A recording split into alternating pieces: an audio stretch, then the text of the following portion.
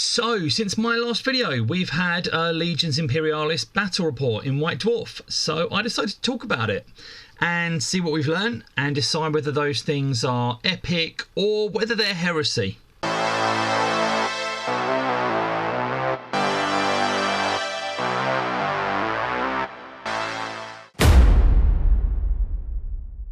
So we found out quite a lot, and if we go through the article in order, we can start with scimitar jet bikes and drop pods, and we find out that they're going to appear in the first supplement, which is going to be called the Great Slaughter.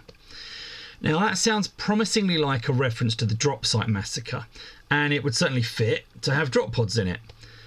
So whilst Horus Heresy in 28mm concentrates on the Siege of Terror and all the events concurrent with that, it would be fantastic if Legions Imperialis can take us back to the origins of the heresy, all the way back to Istvan. And so if I'm right on that, that's definitely going to be rated as epic. On a side note, we're also going to see jet bikes outflanking later in the game, so that's something new from the versions of epic that I've played, so I'm going to call that epic as well. Now, the next thing I looked at was the Reaver Titans, and we see they're going to be about 400 points each. They were both 415 points in this battle report.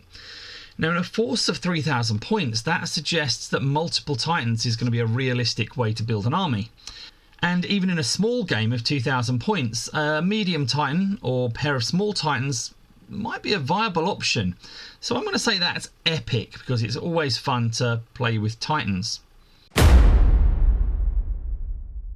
Now, talking of viable options, it was nice to see a combined arms approach in the first battle report. The Blood Angels player Thomas used an armoured company with about 1,200 points of tanks and filled that out with a detachment of just over 250 points of flyers.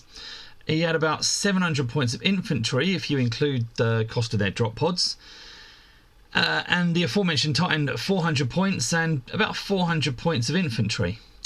Now, part of me always wants to theme my lists around types of models. So in Heresy, I wanted to have a robots army, or a infantry army, or a tank army, or a bike army.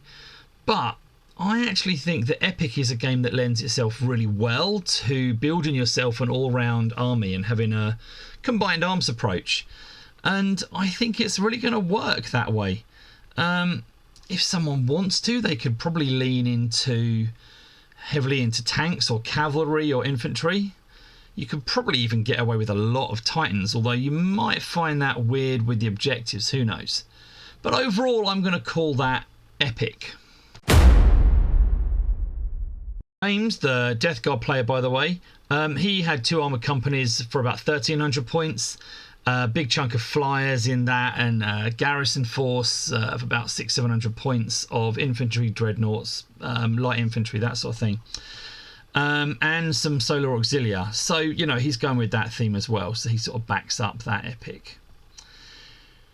Overall, the two forces are quite different. The Blood Angels were a lot more mobile, and you'd expect them to be more mobile than the very static Death Guard, but both were definitely overall combined arms forces.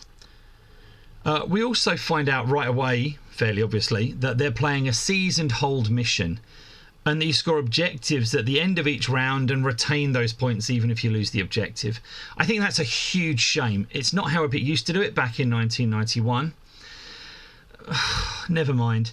It's a shame, but there's other missions. Maybe some do it the way I prefer, and even if they don't, I can always come up with some missions, and you know, if everyone feels that way, I'm sure the community can make it work. However, I've got to, on the evidence we've got, call that heresy. And they seem to have used a 5x4 board for their game, and they've retained the GW fondness for stuffing the board as chock full as possible of models. Now, that's probably fairly inevitable in a game like this. They want to showcase as many models as possible, keep the action intense, but I'd prefer to play on a 6x4 table and probably use fewer models, either slightly fewer points or buy another Titan to bring down the infantry count or something like that. Filling up the board is a viable tactic, but so is manoeuvring for advantage and doing more than just rushing headlong at the enemy. I mean, that game didn't have deployment, it just had everything being chucked on the board. It's a borderline one, I'm going to call it heresy. Although one good thing about the deployment was that at least it revealed there's still going to be alternating detachment by detachment deployment. Deployment is the part of the game, and not just this game, that I'm generally very bad at, but I do think it's really important. I do need to get better. I often feel like I've lost the game before anyone moves any models. But alternating employment generally feels better to me. It's more like a mini game all of its own, and it means you have no idea who's going to have the first turn. So you have to sort of deploy in a more honest way, if that makes sense. It does away with the absolute shambolic idea of seize the initiative. That's a rule which I've hated for a very long time. It can ruin the game from the first turn. And yeah, sure, the whole point of seize the initiative is that you don't deploy so that you're too vulnerable to being wiped out on the first turn. But even with that, you know, it still can just ruin a game, whether you're the one who succeeds at seizing or the opposite. To the point that I've even played games in the past where I've seized the initiative and said, you know what, let's not.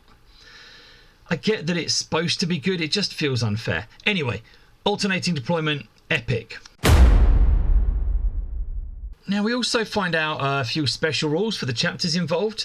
They tell us that the Blood Angels get a 3-inch move after combat, and that sounds a bit underwhelming, but I've often found that extra movement is overlooked.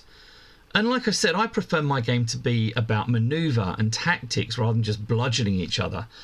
Maybe I'll even choose Blood Angels this time around, and plus red is such a pretty colour. I mean, the colour of blood strikes fear into the heart of your enemies, and yeah, it is a great colour to paint. I think the contrast range will do a great job of making Blood Angels look really, really good. And do it quickly. Death Guard can make some terrain dangerous, and I kind of find that boring. Sure, it might be useful, and it might funnel your foes to where you want them, but I'll have to wait and read the rules. I generally, though, want a rule that affects my own army, not the battlefield. Maybe I'm just missing something there. It just doesn't feel as fun, even if it is effective. Almost contradicting myself, though, is that the Emperor's Children have a rule that allows them to seize the initiative, guaranteed to win the initiative on one turn of the game. Although it doesn't affect my models, it does let me use them first once per game by guaranteeing me the initiative, so it's almost as good as bonuses to movement, maybe. It might even suit me better, I don't know. Anyway, I'm going to call that a stalemate and go away from that whole epic heresy thing and make myself look stupid. Never mind.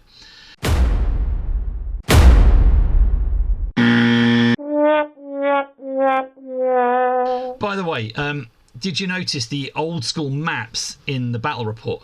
I actually wrote to White Dwarf a couple of years ago asking them to reintroduce their battle maps that they used to have, like the early ones back in the 90s. I actually got star letter for it. You know, I was quite chuffed, weirdly. I really love that they're bringing this feature back. They've even added markers to show casualties like I asked for. Little blasts and explosions and stuff showing what's going on, and arrows to show the movement like it used to be. I'm chuffed a bit about it, to be honest. And the overall little blurb they had down the side with a quick summary, almost like you're the commander looking at your map, which really suits that top-down view of being a commander instead of right there on the floor with your models. Absolutely fantastic. So it's not actually about the game, it's about the battle report, but I'm still going to call it epic. Another big surprise for me is that there's now 5 orders. They've divided the old charge order into charge and march orders. I'm not sure that was really necessary. It might lead to some odd situations. I'll wait and see how it plays out before I make a final judgment. But worse is the fact that you place your orders face down, but then reveal them all at once instead of one at a time. That's not a massively big deal. It'd be easy to write missions where you have a special rule to only reveal a unit's orders as you activate them. But, you know, people are going to play the game the way it's written, and overall I'm going to call that heresy. And the inclusion of secondary objectives is something I have concerns about. One of the reasons I fell out of love with 40k is it started to feel like a bookkeeping exercise. I know there are plenty of apps to track victory points and all of your objectives and all of your submissions and all of that stuff. And loads of people at my club have pointed these things out to me. But sometimes the thrill of the battle is enough without secondary and tertiary and millions of different things going on all at once objectives. I never liked Maelstrom 40k either. It just felt like it was all a bit too random and too much was going on and you never knew what was going to happen from 1 second to the next. I mean, perhaps I'm being unfair. It might work. And again, we can always write missions to vary that. But overall, heresy. I've nothing to say about this image, but just look how bloody cool it is. I mean, that's epic. Talking about orders a little bit more, there's no sign of Snapfire rules. It seems like it probably hasn't made that in from NetEpic, which I think is a shame. I think it adds something important to the tactics. I kind of think it's probably because it's an easy rule to use between friends where you're cooperating to have a fun time. Maybe it's going to be a tough one in competitive situations. Maybe they just couldn't find a way to make it work without too much potential for disagreement. Who knows? But I'm going to have to call that heresy. It is a shame it's not there. Morale and fallback orders seem to work exactly the way we're used to. No need to change what isn't broken. Epic! Weapon traits, something I was half expecting based on how they did things in the 28mm Horus Heresy game. They've done something I didn't expect though. They've divided weapons into light, light anti-tank and anti-tank.